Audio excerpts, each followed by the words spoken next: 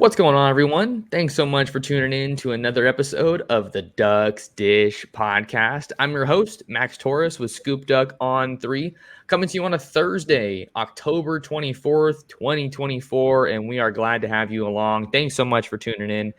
Joining me today is ScoopDuck owner and publisher Justin Hopkins as we turn our attention to Oregon and Illinois. We're going to talk number 1 Oregon versus number 20 Illinois as the Ducks welcome the Fighting Illini to Watson Stadium. 12:30 kickoff on Saturday. That game is on CBS. So we're going to get into our thoughts on that game, some more talk about the Ducks, and then stick around for some weekend recruiting preview as well as some mailbag questions. But Justin, how the heck are you? Good to see you. Yeah, good. It's Thirsty Thursday, and it is a little bit of a morning chill out there. So just kind of crazy for me to think about that because just on Saturday I was playing golf and it was almost 80 degrees or right around 80 degrees. So here we are, and I think I can still see my breath out there, and it's mid morning. So I guess I'm not totally ready for this fall weather, but in fairness, it is late October and it's time.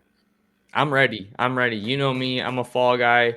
We don't really get too much of the actual seasons down here in Long Beach, but it was pretty foggy and kind of spooky vibes this morning when I was on my way to the gym. So anytime we can get a little bit cooler weather, I'm all for it. I got my cup of coffee here, so I'm just excited to talk some Ducks and then get some football on tap this weekend. So let's see what we got here. We did get some mailbag questions from our subscribers over at ScoopDuck, and let's see what I have here.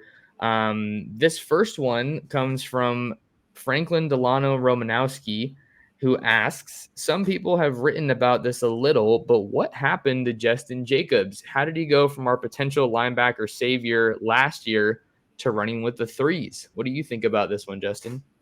Yeah, I don't. First off, I don't think he's running with the threes. I know they've I don't think so either. Yeah, I mean they've kind of eased him back into it. He's been seeing the field more and more as a 1-2. I think Oregon feels fortunate there that they are 4 backers deep. Health has been his knock basically his whole career, right? It's not talent, it's not off-field issues, it's not any of that stuff. It's just been health. So just because Dan Lanning doesn't necessarily come out and identify somebody is hurt or not doesn't mean that they might not be hurt, and they're just kind of keeping it under wraps. And I guess we're not going to get into it, but why would Oregon do that? Why does Dan Lanning do it? Why did Mario Cristobal do that? Right? Because it's something that's kind of been like this thing at Oregon the last 5, 6, 7 years, whatever, is injuries and not really being talked about. And, the explanations I've gotten in the past, basically are, while we know they'll figure it out, I know a lot of teams view that if you come out with a really negative injury report or whatever, it could damage a player's NFL prospect. So I know that's why they do it sometimes. Yes, it can be found out, but maybe the coaches believe that, hey, if they find out about the injury right before the combine and there's no lingering effects, it's pretty easy to swipe it under the map, right? Or versus, hey, they find out today, maybe a lot of teams cross him off the board like, oh, he tore his ACL. Just an example. We're not gonna evaluate him further the rest of the way. So you just never know, and I know that's a big part of it. And as far as Jacobs goes, we've seen his time go up, and he's been out there with the ones more. And as a repercussion of that, we've seen Bryce Betcher's time kind of dwindle down a little bit here the last couple of weeks. And Oregon's in a fortunate situation, Justin, like you mentioned, with the depth that they have. When I was thinking about this game and just kind of where Oregon's at this season, that's one of the things that strikes me as a bit of a key difference. I don't think from last year, we're not seeing, I don't think that the same production from the offense in particular. They're still putting up points. They're still winning games. And I really feel like they're finding their stride. But we've really seen Oregon's depth on display on both sides of the ball much more this year than we did last year. And I think that's a really encouraging sign. And linebacker is a great example of where we've seen that show up with Devin Jackson and Bryce Betcher really taking a step forward and then playing a lot this year. So I agree. It has been a little strange that we haven't seen too much of Justin Jacobs so far this year, but it does seem like he is getting ramped up and probably going to be seeing the field a bit more often. I know Jeffrey Bassa has also had some injuries at some point, kind of lingering around earlier this year, so they've definitely leaned on that depth, and I think we'll probably see some more of Jerry Mixon potentially as the year goes on. I think that's the guy that they feel the most confident about, maybe as like their number 5 if you're looking at that room. And then let's not forget they signed two All-American linebackers in the 24 class, and then Dylan Williams is a super touted and coveted prospect as well in his own right at a Long Beach Poly just up the road from me. So that's a group that has a lot of potential, and I can't help but give you some credit here for that point about the injuries, Justin, because it is a long year, and I don't think we have no grasp of just how much longer this season could be for Oregon or any other team with the expanded playoff, other than comparing it maybe to the NFL. We just haven't seen it before. So I think if you are this Oregon staff, why not dial it back a bit and just be safe than sorry? Yeah, they were hesitant to rush Jacobs back last year from injury, right? And so I think we're seeing some of that again this year. And to be fair, as far as linebacker is concerned, going into the season before they played a game, I figured we would see one or two of the youngsters, and that's, Dylan Williams or Kamar Matudi or Braden Platt. I figured we'd see at least one of them playing more, and we haven't, which is fine because the depth has been there, because Betcher's been playing great ball and Devin Jackson has stepped into a bigger role. So, I mean, like you said, Jerry Mixon's kind of that first guy off outside of those 4, seems to be the first guy on the field beyond those 4. And again, I'm just surprised that we haven't seen the young guys more, but it really speaks positively to the linebacker depth they have now and how those guys are playing. Another notable update that we got coming out of the press conferences this week ahead of Saturday's game.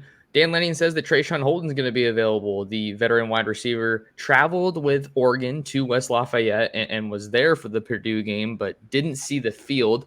That, of course, coming from his ejection against Ohio State a couple weeks ago in Eugene.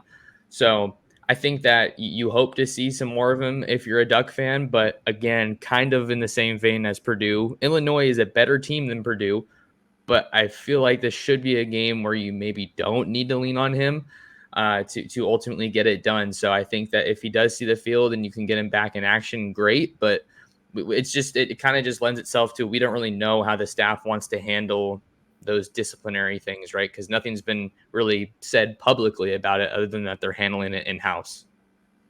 Yeah, which means the NCAA wasn't going to levy a punishment on them. Oregon, decided that they wanted to do some of their own punishment, which is fine.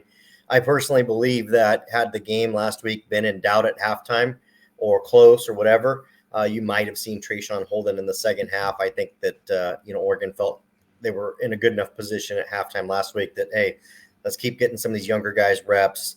There's no real value putting Holden out there. Then it looks like they suspended him for a whole game. Because you don't have him travel. You don't have him travel and dress and everything unless, you're considering him playing. So I think we move on. It's behind us. He spit on a guy. It was dumb. It's really not the most egregious thing that we've seen in college football this year. Won't be the last thing we see in college football this year. It was a mistake that's beyond a guy that's played as much football as he has. But let's not forget at the end of the day, these are still basically 20-year-old kids, and they're going to do dumb stuff. I still do dumb stuff, and I'm 46. Yeah, I'm there too. I do some stupid things every now and then. So that's like kind of one of the big updates that we have to work with going into this game. We've been covering the pressers over at ScoopDuck throughout the week. Well, what else is kind of on your mind, Justin, as we prepare for a nice little midday kickoff out there in Eugene? Yeah, just, that Illinois is a good team. I think that, we all by and large agree that Oregon will win. I know Vegas agrees that Oregon will win, keeping them around a 21 or 22-point favorite, whatever the line is, but that you get the point there. That's a pretty big spread for a top 20 opponent, really. And I think it speaks volumes to Illinois. I think that's a team that can continue to make noise in the Big Ten this season. Obviously if they can continue winning, but let's be real. Oregon's playing really good football. They played well against Ohio State, obviously played well against Purdue. We expect them to play well at home against Illinois. And I do think this is a great test because this is a balanced team, right? They're physical, they're strong, they do a lot of things well. It's a balanced team. And but at the end of the day, with the way Oregon's playing, even minus T. Ferg and minus Jordan Birch, which most years would be crippling for a team, for an Oregon team, I'm not saying that they're not missed. That's not fair. But I mean, the guy stepping up in those places, Kenyon Sadiq or Mateo Uyunglele or whoever's stepping into those roles is doing a really good job. And that just continues to speak to the level of depth that Dan Lanning has built. And maybe we can talk a little bit about some of our kind of breakout players or players of the game that we've written about over at ScoopDuck. Hopefully, I'm not letting the cat out of the bag here, Justin. I think you might have gotten that posted before we hopped on here. But my surprise storyline for this game was Kenyon Sadiq scoring 2 touchdowns, and of course that stems from Terrence Ferguson likely not being available this week. I don't know what Lanning said specifically about him, but it doesn't seem like he is probably going to be available after getting his appendix removed. I know it's not something that's easy to bounce back from. So that's obviously part of it, but just also what we saw from Sadiq on the field. He only caught 2 passes, Justin, but man, how do you not get excited just seeing that guy run out in space?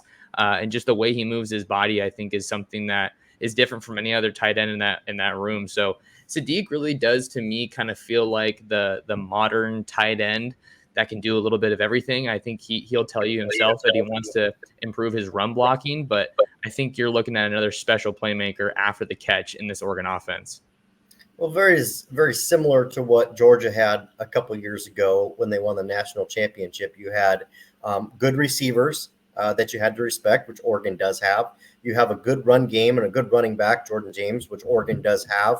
Georgia had, but what they really had is that X factor. And if you recall that year, Brock Bowers was a man amongst men for Georgia in that season. They're not the same player, but they're similar. They're very athletic pass catching tight ends. They can still, hold up at the line of scrimmage and do some blocking, but these are guys that are mismatches for linebackers and guys that you can really exploit a defense with. Because, for example, if you're Illinois this weekend, you might have done everything right. You might have had a great call and your coverage was great and none of the receivers are open. And next thing you know, Sadiq's popping out there and a linebacker's going, oh, crap, he's way too fast for me. Or a safety saying, oh, crap, he's way too big for me.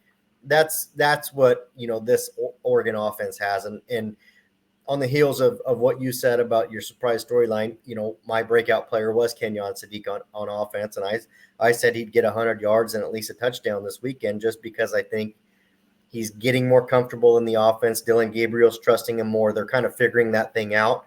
And again, I think if you're Illinois, you're going to say, all right, we're going to try and stop the run on first down, and then we're going to drop into coverage and do our best there. Well, that might be good, but the problem is Kenyon Sadiq's really fast and can get out in the middle and pick up 8 yards without even batting an eye.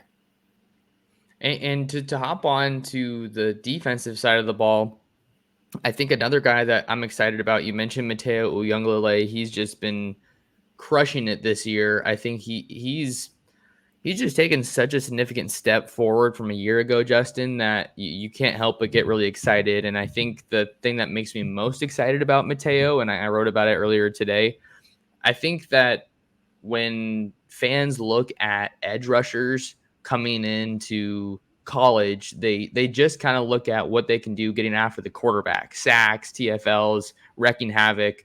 Mateo can do that, but he's also really good at defending the run. And you saw that on display against Ohio State. He came up with some really crucial stops for that Oregon defense, which was without Jordan Birch. So his arrow continues to point up in a really big way.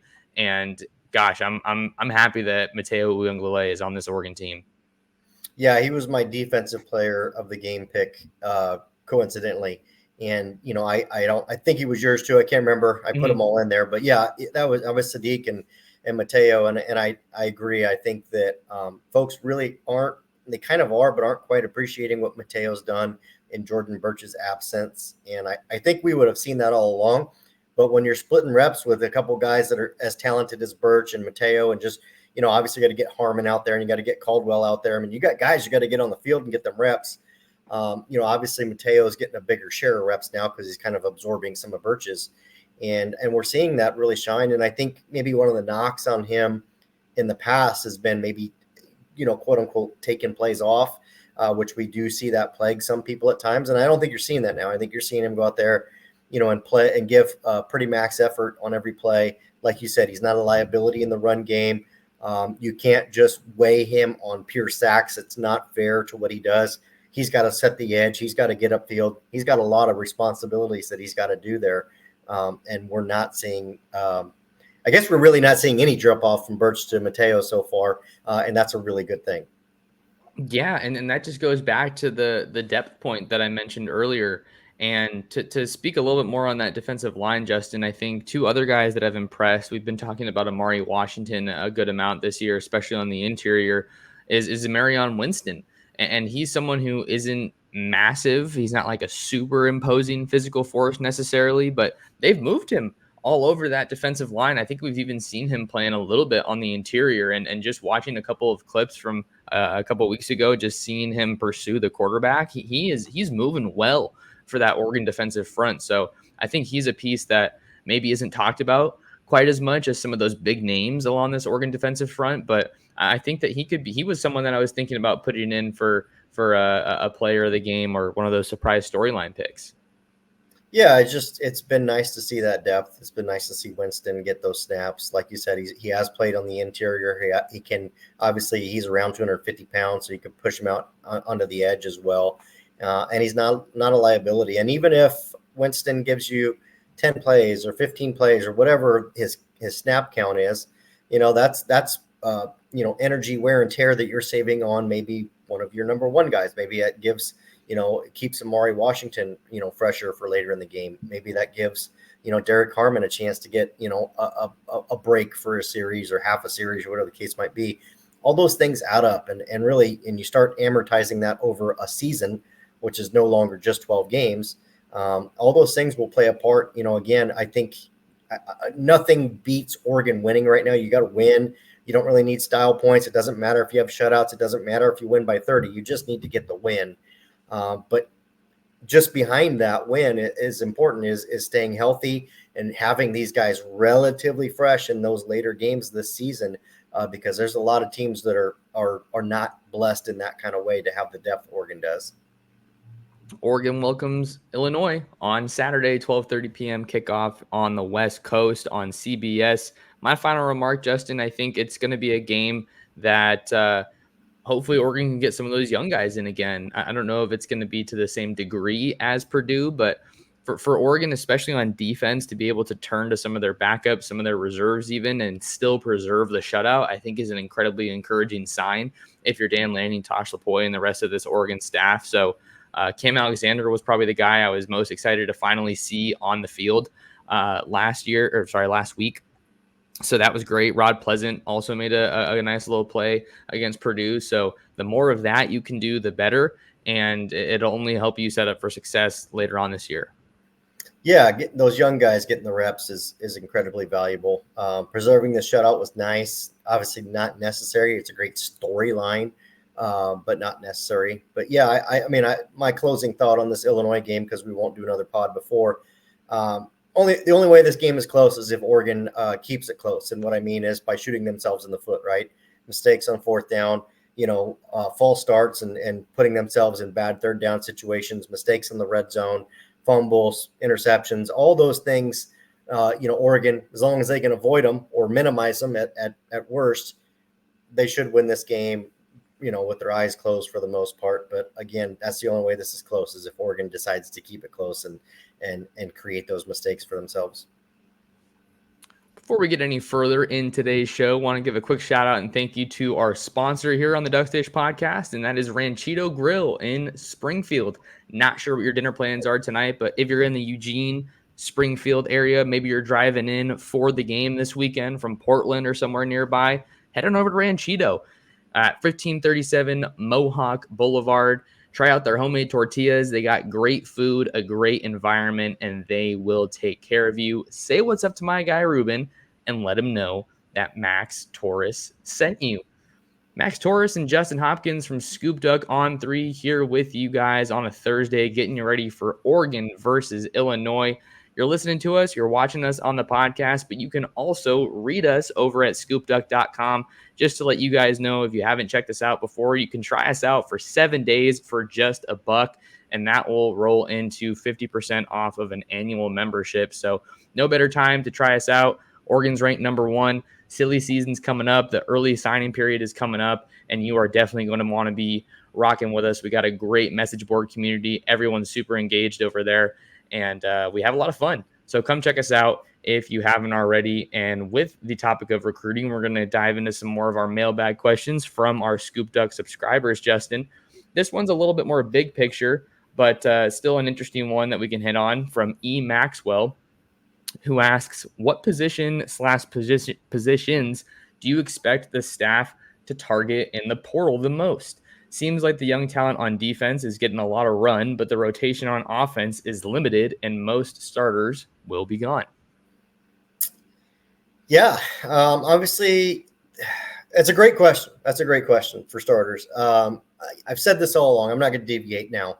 I've said it all along. I think they go into the portal for an offensive tackle, excuse me. If a Johnny Cornelius goes to the NFL, which I assume he does, pretty much a foregone conclusion that he will, the question becomes Josh Conerly, if he'll stay or not. I know there's a lot of discussion about him. Conerly's tough, right? He's tough. Conerly's going to be a real curious case study, because it's all going to come down to what his NFL evaluation is, right? And after the season, he'll get that back and obviously make his decision based on the feedback that they get. A lot of people again, if you don't know, a lot of these guys that really don't have any business getting an NFL evaluation will get one, because it will simply help them next season. Hey, what do I need to work on? Where do I need to improve? All those things. Having no expectations to go in the NFL draft, they'll get one anyways, and you don't blame them. It's a free eval. Connolly's going to be interesting. So if Connolly stays, you probably only need one offensive tackle. If he goes, you might need to dip in the portal for two or more offensive linemen, probably mostly tackles, because most of the interior of the offensive line will return, right? So you're in fair shape there.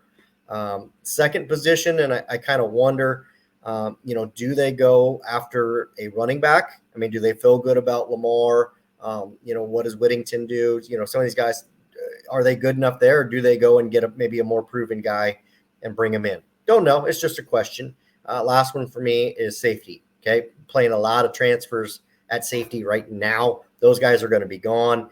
You got Aaron Flowers. You got a couple guys. You got a couple of really highly ranked recruits committed, 5-star commits that play safety and corner now.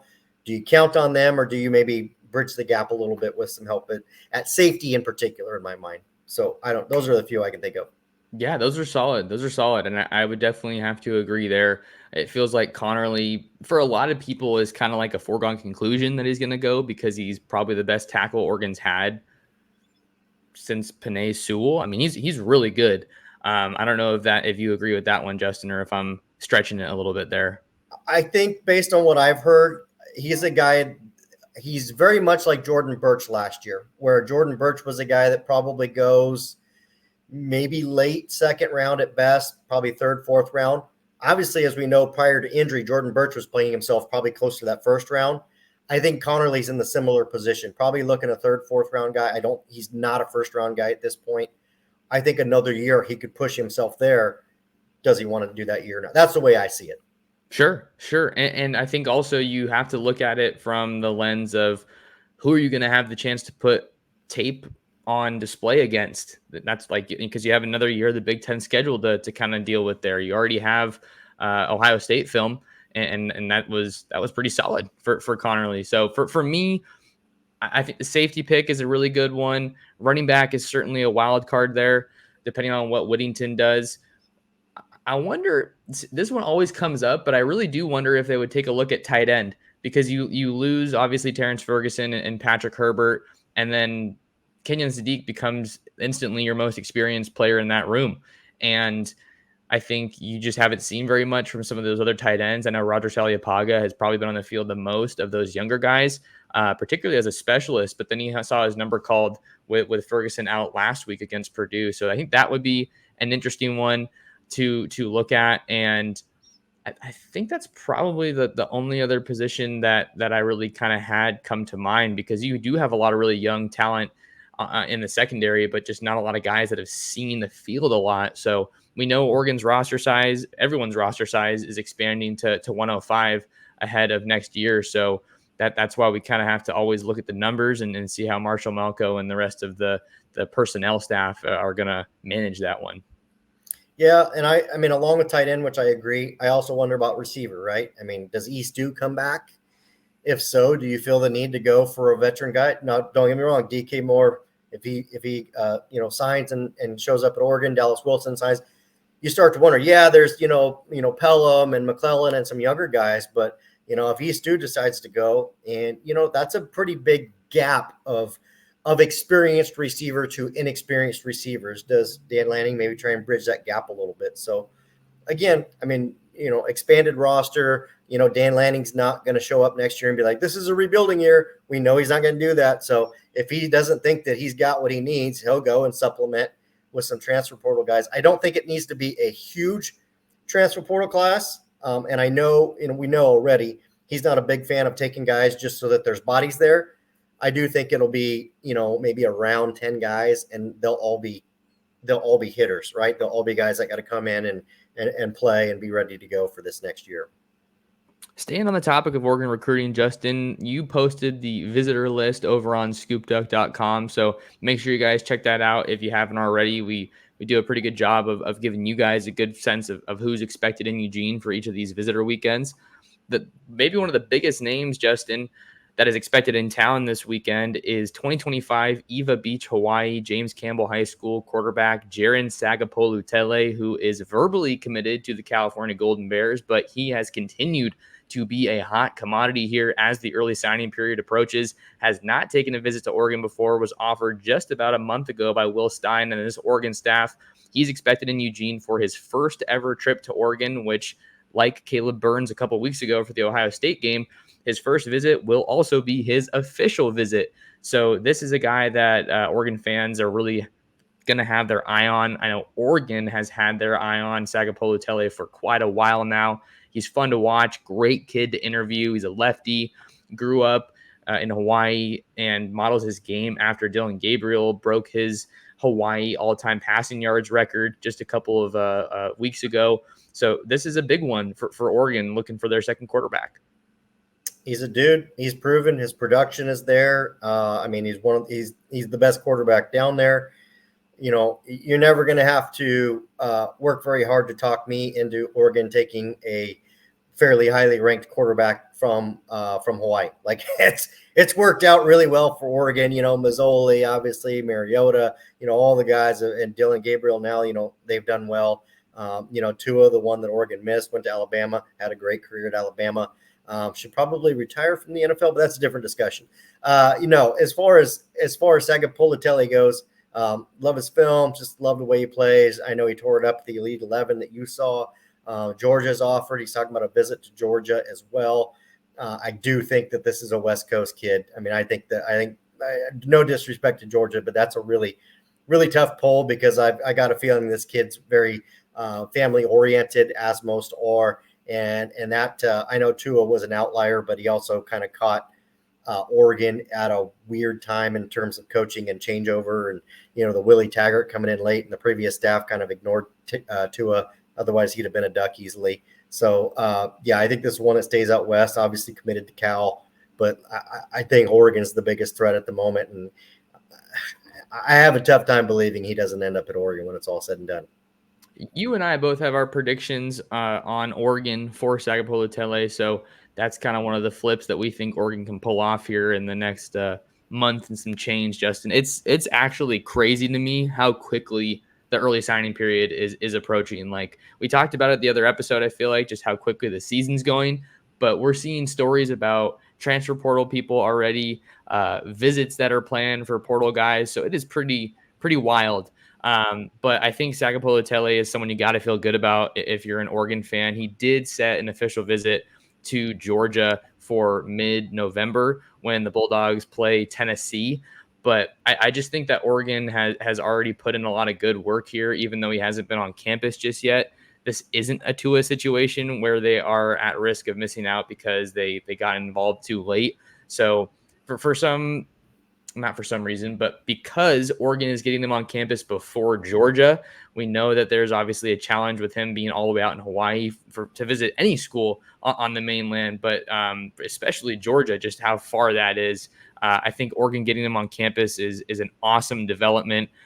He's been in daily contact with Will Stein. Dan Lanning also personally involved in this one as well. He told me about that in the interview I have with him, which you can read over on ScoopDuck.com as he previews his official visit to Oregon this weekend. So he's really one of those big visitors, and certainly a guy that I think is going to get that red carpet treatment with only a handful of 2025 guys expected in town this weekend, Justin. Yeah, I think if you're Georgia, you're really holding out hope that he does make that visit. I think he's got it scheduled for a few weeks from now. I think you're holding out hope that he leaves this visit and actually makes that trip. I have some doubts as to whether that will happen or not. Still totally could. I don't blame him for enjoying the process and taking those trips, but I think Oregon is going to be really tough to beat here. Okay, so yeah, we got that's the first guy that we wanted to talk about, recruiting wise, and this portion of the pod. Justin, did you want to? We could hop to another mailbag question, or we could talk about the other 25. Where do you kind of want to take this? I mean, just put a bow on the 25. I mean, I think, obviously Andrew Olesh is visiting the 4-star tight end that's committed. And, I think Oregon committed to Michigan, excuse me, I should finish my sentence. But, Oregon's been recruiting him. This is not his first trip to Eugene so far this fall. I still think it's a bit of an upward climb there for Oregon. But, again, getting him on campus doesn't hurt. So, that's kind of the other big one. There's a lot of 26s. 27s, I think a 28 that is also visiting Oregon. So you've got some good guys. It's not a huge list. It's not an Ohio State list, nor should you expect it to be. But like you said, if you're really looking at these two specifically, Sagapolutele and Andrew Olesh, those are two really important guys. And having just a smaller group like this allows Oregon to have a lot of time to spend with these guys and really invest, communicating with them, building that relationship, and not feeling like they have to talk to 10 guys at the same time over a weekend. So could be good for Oregon. I still think they've got some work to do here, though. He's not a guy that I have a ton of confidence in ending up at Oregon this cycle, but that's why you bring him in. You never know what can happen on just one visit, but he's been pretty solid to Michigan throughout his process. I think he also has a visit set up for Notre Dame at some point here over the next month or so. So getting him on campus, I think, is definitely a good development for Oregon because all you ask for is a shot. That's all you can really do. But he's from Pennsylvania, so it's not an area that Oregon has had a tremendous amount of success in. And we know a lot of those kids in the Northeast, they end up at Michigan, Ohio State, some of those more historic or traditional Big Ten programs, right? So you get them on campus, you do what you can. I think that Lincoln Cure and Vander Plug are probably the two other names that are maybe you feel a better chance of ending up at Oregon here in the 2025 class. I've been kind of toying around, maybe putting a prediction in for Oregon with Vander Plug, but got to see how things develop there. And then Lincoln Cure maybe getting on campus next month, it looks like. I think that's a trip that's looking likely. It's just a matter of finding the date because that dude really likes Oregon. But just to kind of wrap up on Olesh a little bit, I think that I haven't seen him do a ton of interviews. Certainly haven't seen him do an interview with anyone in the Oregon market. So we've talked about how sometimes that can potentially tell us a little bit without telling us anything where a recruit might be at. But you just got to shoot your shot if you're Oregon. And I think that's what they're trying to do this weekend. Yep. Yeah. Just keep hammering away because you never know. Like you said, silly season's coming, and doesn't necessarily mean that Michigan's going to make coaching changes, but maybe somebody else does and pulls a Michigan coach away from Michigan. Maybe they pull the Michigan tight end coach. We don't know. I mean, that's just what silly season is. So again, I'm not saying that Michigan's going to fire Sharon Moore and it's going to be chaos. I'm just saying silly season, you just never know the ripple effects. So we got two quick mailbag questions that we can kind of rapid fire, Justin, and then we'll wrap up the show for today. This one comes from GoDucks5678 on ScoopDuck, who said, Steve said in the video the other day, the Ducks were close to flipping low from USC. Are the Ducks still pushing there? I'll start with this one, Justin, since he's a SoCal kid. I went out to Oast Christian not too long ago where Lowe is at to try to do some interviews, but we kind of just hit some snags and hopefully going to be able to get an interview with Lowe before too long. But I think Oregon is still pushing there. We know that this is a pretty light defensive line haul for them as it stands right now in 2025. That was a guy rather, Hayden Lowe was, that I had interviewed a couple times, that I knew was on Oregon's radar. But I was kind of surprised when he ended up announcing his commitment to USC. But I think that's probably a commitment the staff wanted because he is a local kid, and we know that SC is not really doing their due diligence on Southern California when it comes to recruiting. Things aren't going so well at USC. You don't need me to tell you that. Anyone can tell you that. That just flips on the tape. So things are trending down at USC, and things are trending up in a big way at Oregon. And it obviously doesn't hurt that they got Kayvon Thibodeau from Oaks Christian back in the 2019 cycle. So Oregon's still involved there. I got to do some digging to see what else is going on there with that recruitment. But hopefully I'll get an interview with him soon and have that one posted up on ScoopDuck. Yeah, there's not a ton more for me to say, except yes, absolutely, Oregon is pushing here. This is a guy they very much would love to flip from USC, not only because he's a good player, not only because he's committed to USC, but because, like we know, it's a really, really poor defensive line class in 25, and this is definitely one of the best in the Western footprint. So all those things combined, obviously supply and demand plays into recruiting. Not much supply, and there's always demand for defensive line guys. So yeah, Oregon's pushing here, and at the end of the day, this just very much feels like one of those ones where Dan Lanning's like, I'm not letting Lincoln Riley get this guy. And so I think we'll see how that plays here in the next month or so. Last question for us here comes from Royal Duck, who asks, what's the appeal of SC for Jakeem Stewart? Their defense is certainly not on par with Oregon and the Ohio State. So, yeah, I think when we're looking at Jakeem Stewart, he obviously just took his official visit to Oregon. USC does seem like a school that's fading in this recruitment, Justin, with what they've been able to do on the field and just kind of the buzz and chatter you hear about the Trojans linked to Jakeem Stewart. But for me, I think that the appeal is largely tied into Eric Henderson, their defensive line coach. He's from New Orleans, so I think that they've been really leaning into that Louisiana connection in their pursuit of Jakeem Stewart. But he's taken a lot of visits, so I think that he kind of liked the defensive turnaround that they had going on there, and they may still have that going on there, but it's not still not on par with where they want to be, and of course with what Oregon and Ohio State are doing on the field this year. So I think this recruitment is an interesting one because we kind of evaluate how much on-field results matter. I don't think individual games are that big of a deal, but if you string together similar performances throughout the year, that's a trend, that's a pattern, and you can see kind of where a program is at and where they're headed.